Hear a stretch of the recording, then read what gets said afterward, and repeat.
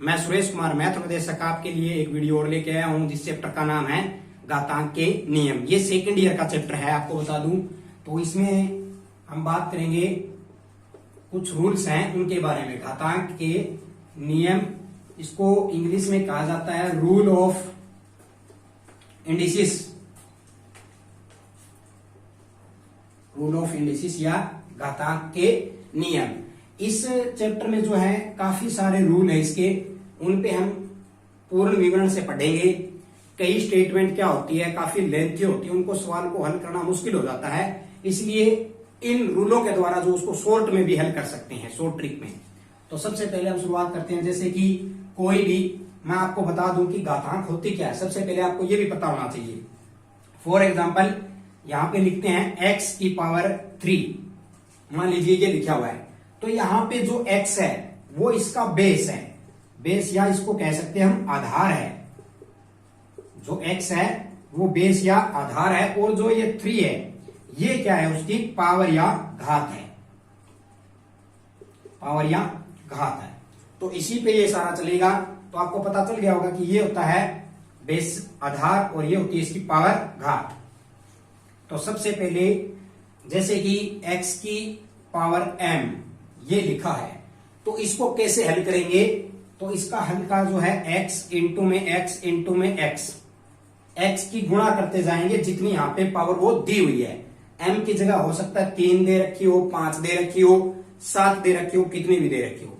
For example मैं आपको बताऊं, m x की पावर यहां पे लिख दे 4, तो कई स्टूडेंट क्या कर देते हैं, 4 की x के साथ गुणा करके 4x लिख देते हैं, जो कि बिल्कुल गलत होता है। ऐसा कभी नहीं होता, इन दोनों की गुणा नहीं होती। रियल में ये कहता है कि जो 4x की जो 4 है पावर है, ये कह रहा है कि x इंटू में x इंटू में x इंटू x को 4 बार आपस में गुणा करो, ये इसका मतलब ये है। तो x इंटू x आ जाएगा इसका।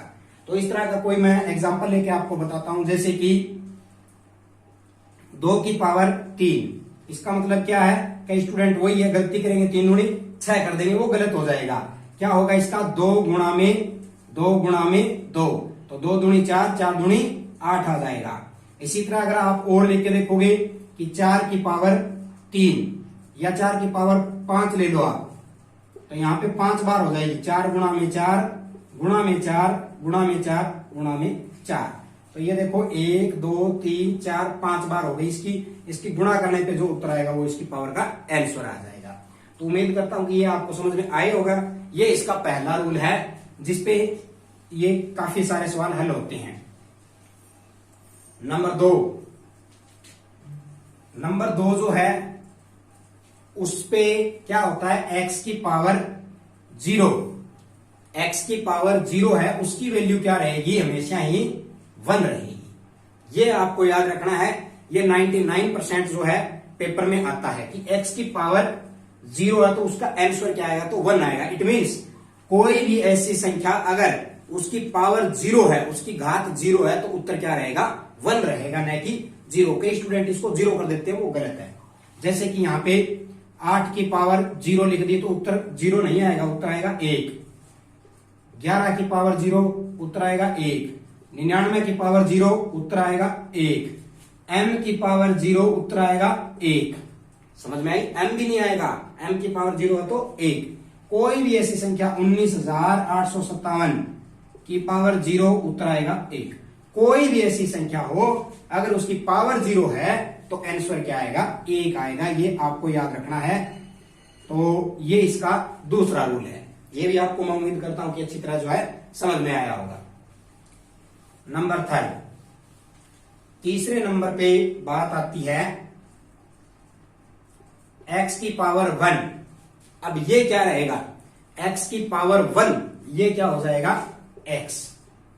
समझ में आई बात। जैसे कि 5 है, उस पे कुछ नहीं लिखा होता, सीधा लिख के छोड़ दो, इसका मतलब या तो 5 या फिर 5 की पावर पूछे तो क्या होगी, उसकी पावर 1 है, तो ये क्या आ जाएगा, 1 5 ही आ जाएगा। ठीक है। जैसे कि यहां लिख दिया 15,827 की पावर 1, उत्तर क्या आएगा, 15,827 ही आएगा। कोई भी ऐसी संख्या अगर उसकी पावर 1 है तो उत्तर वह संख्या ही रहेगी। तो ये भी आपको उम्मीद करता हूं कि अच्छी तरह समझ में आया होगा। ये इसका तीसरा रूल है। आगे बात करेंगे हम चौथे रूल की। तो चौथा इसका रूल क्या कहता है, हमने पहला पढ़ा था कि x की पावर m होती है, उसको तो हम आसानी से हल कर सकते हैं। लेकिन अगर यहां x की पावर माइनस m आ जाए तब आप क्या करोगे? x की पावर माइनस m लिख दी मैंने यहां, ये देखिए माइनस m है, प्लस m हो तो बिल्कुल आसानी से हम कैसे हल कर सकते हैं, उसकी गुणा करके कर देंगे। लेकिन जब माइनस m आएगी तो 1 में x की m कर देना आप। ये बटे में आके जो माइनस है वो क्या बन जाएगा, यहाँ पे प्लस बन जाएगा। उदाहरण के तौर पे मैं आपको बताऊं 2 की पावर 4 लिख दी मैंने, इसको हल करेंगे तो बड़ी आसानी से हो जाएगा। लेकिन अगर -4 लिख दे तो क्या इसको माइनस में गुणा करोगे?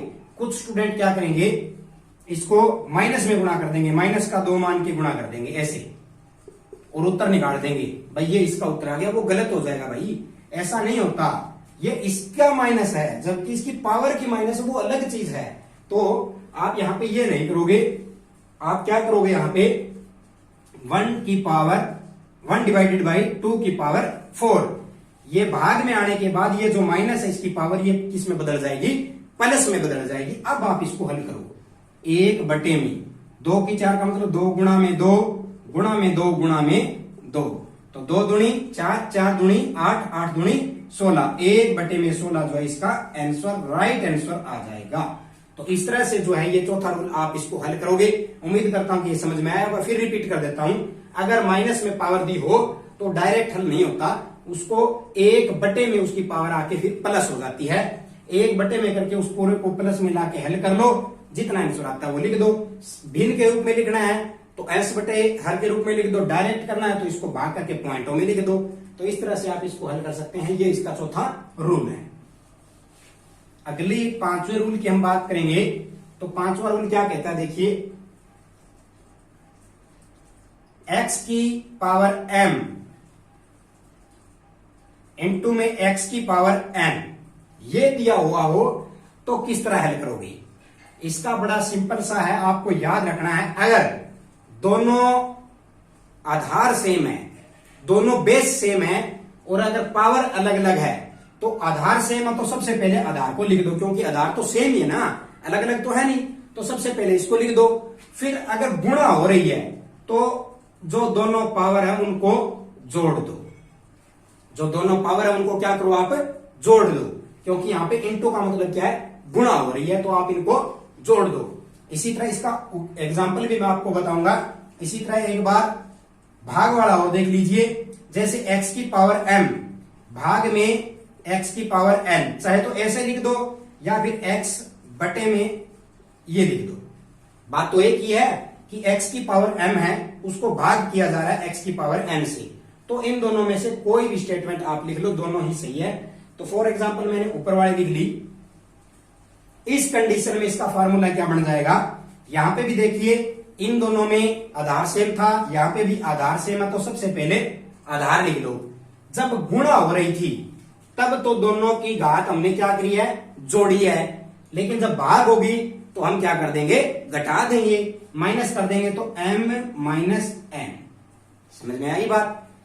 अगर दोनों की गुणा हो रही है तो घात को घटा दो, अगर भाग हो रही है तो घात को जोड़ दो। लेकिन एक बात ध्यान रखना, जोड़ने में घटाने में अंश में से हर घटेगा, ऊपर वाली में से नीचे वाली घटेगा। कहीं आप नीचे वाली में से ऊपर घटा दो, वो बिल्कुल गलत हो जाएगा। तो आप क्या करोगे, m को जो है उसमें से घटा दोगे, किसको, n को। जैसे कि मैं एक उदाहरण लेके आपको बताता हूं कि x की पावर 6 इंटू में x की पावर 4, मैंने ये लिख दिया कि x की पावर 6 इंटू में x की पावर 4, उत्तर क्या आ जाएगा, x की पावर लिख दी मैंने 6 प्लस 4 कर दो, 6 प्लस 4 किया तो कितना आ गया, x की पावर 6 और 4 10, इसका उत्तर आ गया पहले वाले का। अगर यहीं पे हम ये ले x की पावर 6 भाग में x की पावर 4, इन्हीं को मैंने भाग में ले लिया, पहले इनको गुणा में लिया था, अब मैंने भाग में ले लिया। अब क्या आ जाएगा, x की पावर 6 माइनस 4, कहीं आप 4 माइनस 6 कर दो वो गलत हो जाएगा, तो 6 माइनस 4 इज इक्वल टू क्या आ जाएगा, x की पावर 2। आंसर आ जाएगा। समझ में आई बात? मैंने एक बात कही थी कि n में से m नहीं घटाना, m में से n घटाना, क्यों कही है उस पर भी थोड़ा सा विचार विमर्श करके आपको बता देता हूं। यहां पे देखिए x की m भाग में x की n है। मैंने अभी भी चौथा जो पॉइंट आपको बताया था वो ये बताया था कि x की पावर जब माइनस में हो तो उसको नीचे लाके हम क्या कर देते हैं, प्लस कर देते हैं। इसी तरह जब नीचे वाली है उसको हम ऊपर लाएंगे तो ये प्लस ऊपर आके किस में हो जाएगी, माइनस में हो जाएगी। इसीलिए जो है n माइनस में आता है, m में से घटेगा n। ये आप याद रखना, थोड़ा सा बेसिक है। तो ये आपको समझ में आया होगा कि अगर गुणा हो रही है तो जोड़ दो पावर को, अगर आधार सेम है, और अगर आधार सेम है भाग हो रहा है तो पावर को घटा दो, m माइनस n, ऊपर वाली में से नीचे वाली पावर घटा दो। तो इस पे कोई एक छोटा सवाल भी मैं आपको बता देता हूं, जैसे 2 की पावर 5 इंटू में 2 की पावर 3 है। ये इसका एक सवाल के तौर पे बताया मैंने। तो आंसर क्या आ जाएगा, 2 की पावर 5 और 3 8 आंसर आ जाएगा। अगर पूरा आंसर काटना है तो 2 गुणा में 2 गुणा में 2 गुणा 8 बार गुणा करके आप आंसर इसका फाइनल निकाल सकते हो। इसी तरह अगर भाग में लेके देखोगे आप तो 2 की पावर 5 भाग में 2 की पावर 3, तो उत्तर क्या आएगा, 2 की पावर 5 माइनस 3 हो जाएगा। यही बताइए ना, m में से n घटेगी, ये m है ये n है, तो 5 में से 3 गई 2, तो 2 की पावर 2 जो है ये इसका आंसर आ गया। हल करके निकालना तो 2 दूनी 4 करके भी आप इसको पूरा हल करके निकाल सकते हो। तो इस तरह से जो है ये पांचवा और छठा रूल मेरे हिसाब से आपको अच्छी तरह समझ में आया होगा। अगला रूल मैं आपको बताता हूं, 7वां रूल इसका आता है नंबर 7 कि x की पावर या x उसको अगर 0 से भाग दोगे तो क्या आएगा। तो क्या आएगा भाई, 0 ही तो आएगा। कोई भी संख्या है 15 है, उसको 0 से भाग दो, क्या आएगा, 0। कोई भी ऐसी संख्या है अगर 18 है, उसको 18,000 लगा लो, कुछ भी लगा लो, उससे 0 से भाग दो, क्या आएगा, 0। क्योंकि ये पूरा पूरा भाग कभी होगा ही नहीं, ये चलता रहेगा। तो इट मीन्स इसका आंसर क्या आएगा, 0 आएगा। और साथ में मैं आपको बता दूं 0 कब तक आएगा ये भी आप ध्यान रखना, क्योंकि 2 तरह की स्टेटमेंट आती है इसमें। ये कभी हल नहीं होगा, इसको आप 0 भी कह सकते हो, अनंत भी कह सकते हो। क्यों कह सकते हो अनंत, क्योंकि मान लीजिए 15 है, इसको आप 0 से भाग देते जाओ तो क्या आएगा, 0 आ गया, फिर 15 आ गया, फिर 0 से भाग दोगे 0 आ गया, फिर 15 आ गया। कहने का मतलब ये कभी चलेगा ही नहीं। अगर आंसर 0 में देखना 0 कर लो, अगर लिखना तो आप क्या लिखोगे, इसको अनंत, की ये कभी भी हल नहीं होगा। तो यहां आप अनंत भी लिख सकते हो, जिसका ये होता है चिन्ह। ठीक है, तो ये इसकी 7वीं जो है रूल आ गया। अब 8वां इससे उल्टा है कि अब तो हमने क्या किया था, 0 से भाग दिया था, अब हम 0 को भाग देंगे, मान लो किसी स्टेटमेंट से 0 से भाग देते हैं, 0 को भाग देंगे x से, तो क्या आएगा, 0 ही तो आएगा। कोई भी ऐसी संख्या उसको अगर 0, उस संख्या से हम 0 को भाग देंगे तो क्या आएगा, 0 आएगा। तो ये भी आप याद रख लेना, दोनों में फर्क है। देखिए इसमें हमने 0 को भाग दिया 15 से, इसमें हमने 15 को भाग दिया 0 से। ये पहले वाला था, एक बार 0 खुद भाग हो रहा है, एक बार 0 भाग दे रहा है, तो दोनों में अंतर है। ये तो कंफर्म 0 है, इसको आप 0 भी लिख सकते हो और अनंत भी लिख सकते हो, क्योंकि ये चलता ही जाएगा, कभी हल होगा ही नहीं। तो ये आप ध्यान रखना। नंबर 9, अब आपका 2 और बच्चे हैं, वो भी मैं आपको बता दूं कैसे होता है। जैसे कि कोई x की m इंटू में y की m। अब अगर ये दे रखा हो, यहां पे आप ध्यान देना कि x की m y की m का मतलब इनके जो आधार है वो अलग हो गए, जबकि घात इनकी क्या है, सेम है। तो आप इनको क्या लिख सकते हो, x इंटू वाई की m, इकट्ठी भी लिख सकते हो। दोनों को अंदर इकट्ठा कर लो और दोनों की पावर इकट्ठी लिख सकते हो। अगर इस तरह दिया है तो आप इनको अलग अलग भी लिख सकते हो। एक उदाहरण के तौर पे मैं कोई भी आप स्टेटमेंट लेके देख सकते हो, जैसे कि 2 की पावर 3 इंटू में 4 की पावर 3। तो इसका हल क्या बनेगा, इसका हल बनेगा 2 इंटू में 4 की पावर 3। कहीं इकट्ठा नहीं लेना था, 2 और 4 मत लिख देना, इसके बीच में गुणा का निशान है, ये गुणा का निशान है। तो 4 दूनी 8 की पावर 3 आंसर आ जाएगा। हल करके देखोगे आप तो 8 गुणा में 8 गुणा में 8, 8 8 64, 64 8 512 इसका उत्तर बैठता है। अगर आपको उत्तर की पुष्टि करनी है तो आप यहां से भी हल करके देख सकते हैं। इसमें टाइम लगेगा, देखो इसमें हमें बिल्कुल टाइम नहीं लगा, लेकिन इसमें टाइम लगेगा। कैसे? 2 गुणा में 2 गुणा में 2 किया पहले तो हमने, फिर हमने 4 गुणा में 4 गुणा में 4 किया 3 बार, 2 दूनी 4, 4 दूनी ये तो आया 8, इसको हल किया तो आया 8, इसको हल करेंगे 4 चौक 16, 16 चौक 64, इसको हल किया 64 आया, फिर इन दोनों की गुणा करी तो 64 8 512 होता ही है, आप सभी को पता ही है। तो ये देखो आप यहां से भी हल करके देखो, इसमें टाइम लगेगा, अलग अलग गुणा करनी पड़ेगी, तो उत्तर सेम आ रहा है, आपके उत्तर की पुष्टि हो गई है। इट मीन्स ये जो फार्मूला है इसका क्या रहेगा, x की पावर m इंटू में y की पावर m। कहने का तात्पर्य अगर दोनों आधार अलग अलग है और अगर उनकी घात सेम है तो आप उनको ऐसे भी लिख सकते हो कि x इंटू वाई की पावर m। अगर ये दे रखा तो आप उनको खोल के ये भी लिख सकते हो। तो आप ये फार्मूला अच्छी तरह समझ गए होंगे, इधर भी यूज हो रहा है और इधर भी यूज हो रहा है। आपकी इच्छा देख लेना, आपकी स्टेटमेंट किस तरह की आती है, उससे आप हल कर सकते हो। तो ये 9 नंबर पे है, उदाहरण के सहित मैंने आपको समझा दिया है। और सबसे लास्ट अब मैं आपको बताऊंगा कि जैसे x की पावर m भाग में y की पावर m, इसको भी हम लिख सकते हैं x बटे y की पावर m इकट्ठा करके। जैसे फर्क पीछे वाले में फर्क इतना था कि यहां पे क्या थी, गुणा थी, इसमें क्या आ गया, भाग आ गया। कोई बात नहीं, भाग आ गया है, दोनों की पावर सेम है तो हम अलग अलग करके भी लिख सकते हैं, या अलग अलग है तो इकट्ठी भी करके लिख सकते हैं। तो इसकी पावर हमने ऐसे लिख दी है, इसका मतलब हम ऐसे भी लिख सकते हैं, दोनों एक ही तो चीज है, चाहे ऊपर अंश बटे में यार लिख दो चाहे डायरेक्ट ऐसे लिख दो। तो एक उदाहरण के माध्यम से मैं आपको समझाऊंगा। जैसे यहाँ पे लिख लो आप 3 बटे में 4 की पावर 4 है, तो उत्तर क्या आएगा, अलग अलग करके लिख लो, 3 की पावर 4 बटे में 4 की पावर 4। कई स्टूडेंट क्या करेंगे, 3 की पावर लगा देंगे, 4 को छोड़ देंगे। इसका मतलब ये नहीं है भाई इसके ऊपर पावर है, इसका मतलब ये दोनों के ऊपर पावर है, इसीलिए तो अलग अलग पावर लगाइए इनकी। x की पावर वो अलग है और y की पावर वो अलग है, लगेगी दोनों पे ही, अलग अलग लगेगी।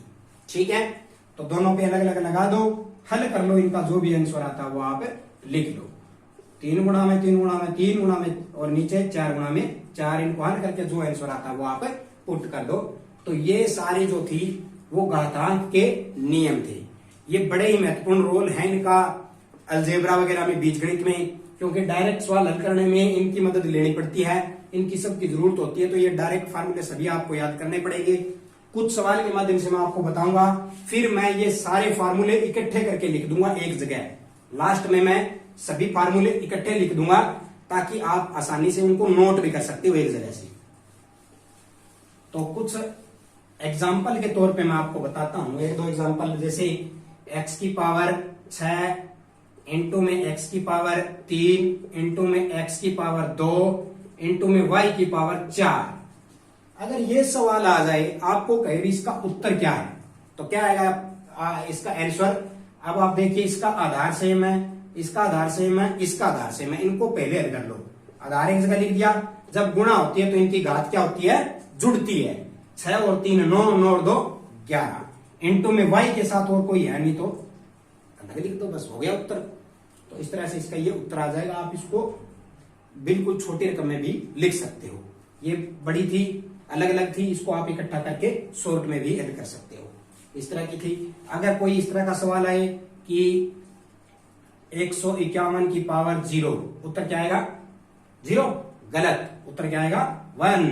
अभी तो बताया था किसी भी की पावर अगर 0 है तो आंसर क्या आएगा, 1। 155 की पावर 1, उत्तर क्या आएगा, 155। समझ में आई बात। तो इस तरह से आप इनके सवालों को हल कर सकते हो। जैसे एक सवाल और लेके आया मैं, आप कुछ भी सोच के लिख दो, x की पावर 4 डिवाइड बाई 6 x की पावर 3, 2 लिख दो। कोई बात नहीं, 2 लिख दो। ये एक है कि 24x की पावर 4 बटे में 6x की पावर 2। तो पहले तो जो इनसे रकम कट रही है 6 एकम 6, 6 चौक 24, कितना आ गया 4x की 4 बटे में x की पावर 2, क्योंकि 1 बचा 1 की इसके साथ गुणा करेंगे तो यही आएगा। तो अब देखिए आप फार्मूला लगाइए, इनका जो आधार है वो तो सेम ही है और इनकी पावर अलग अलग है। तो ये है m, ये है n। उत्तर क्या बताया था मैंने, जब भाग हो उनका आधार सेम हो तो m माइनस n हो जाएगी। तो 4 ये लिखो पहले, इसके बाद ये तो लिखा गया x की पावर 4 में से x की पावर 2 घटा दो, m माइनस n कर दो, x लिख के 4 माइनस 2 किया, 4 में से 2 गया 2, इसका आंसर आ गया। इतना बड़े सवाल को बिल्कुल शॉर्ट में आप इसको इस तरह से हल कर सकते हो। तो पूरा चैप्टर जो है इस तरह से है, मैंने सारे के सारे रूल आपको बता दिए हैं। आप इन पे अच्छी तरह से जो है अलग अलग स्टेटमेंट लेके हल कर लो। अब मैं कॉमन एक जगह सभी फार्मूले लिख देता हूं ताकि आपको दिक्कत ना आए। मैं सभी फार्मूले एक जगह लिखता हूं। नंबर 1 x की पावर 0 उत्तर आएगा 1। नंबर 2 x की पावर 1 उत्तर आएगा x। नंबर 3 x की पावर m उत्तर क्या आएगा x गुणा में x गुणा में x, ऐसे कंटिन्यू चलता रहेगा जहां तक इसकी पावर दी हो। अगर 4 दे रखी है तो 4 तक कर दो, 5 दे रखी है तो 5 तक कर दो। इसी तरह x की पावर m इंटू में x की पावर n, तो क्या आ जाएगा x की m प्लस n। इसी तरह 5 नंबर पे देखो x की पावर m भाग में x की पावर n, उत्तर क्या आएगा x की पावर m माइनस n। जब गुणा हो रही है जोड़ दो, भाग हो रही है घटा दो। ये 5 नंबर तक हो गया। नंबर 6 में है x की पावर m है इंटू में y की पावर m है, तो उत्तर क्या आएगा x इंटू में y की पावर m, इकट्ठी करके लिख दो। इसी तरह x इंटू में y, सॉरी भाग में करो, इंटू में तो कर लिया, x भाग y की पावर अगर m है तो उनकी पावर अलग अलग लिख दो, x की m और y की m। ठीक है। इसी तरह अगर 8 नंबर पे 0 को भाग दो किसी भी संख्या से तो आंसर क्या आएगा 0 आएगा। तो इस तरह से जो आप इनको 9 नंबर एक और लिख लो कि x को अगर आप 0 से भाग कर रहे हो तो चाहे तो इसको आप अनंत लिखो, चाहे आप इसको 0 लिखो। अगर 0 लिखना है तो 0 चलती जाएगी, रियल में वो क्या रहेगा अनंत ही रहेगा। तो ये कुछ सारे के सारे फार्मूले मैंने आपको एक एक करके बताया और यहाँ पे इकट्ठे लिख दीजिए ताकि आपको दिक्कत ना आए, आसानी रहे, पढ़ने में आसानी रहे, किसी प्रकार की समस्या ना आए। तो अगर हमारी वीडियो आपको अच्छी लगी है तो आप इसे शेयर करें, लाइक करें, और मैं बहुत सारी वीडियो लेके आऊंगा और इसके ऊपर मैं अलग से कुछ सवाल लेके आऊंगा, कुछ प्रॉब्लम्स लेके आऊंगा और आपको समझाऊंगा कि इस तरह के सवाल भी इसमें आते हैं। तो उम्मीद करता हूं कि वीडियो आपको अच्छी लगी होगी। तो अधिक से अधिक हमारे चैनल को शेयर करें और जल्दी मैं ऑप्शन टाइप क्वेश्चन भी लेके आ रहा हूं। Thank you so much.